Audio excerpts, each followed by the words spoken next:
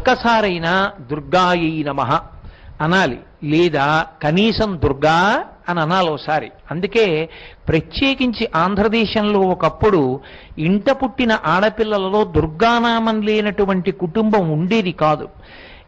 ప్రతి ఇంట్లోనూ ఒక ఆడపిల్లకి దుర్గా అన్న పేరుతో ఉండేవారు.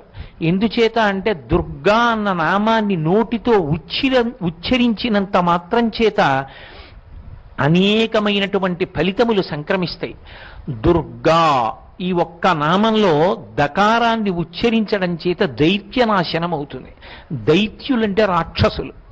ఆ రాక్షసులు నశించినటువంటి కారణం చేత మనసులలో ఉద్రేకమైనటువంటి భావనలు, సమాజాన్ని పాడు చెయ్యాలి, సమాజాన్ని వక్రగతిలోకి తీసుకెళ్లాలనేటటువంటి ప్రబోధాలు ఉండవు.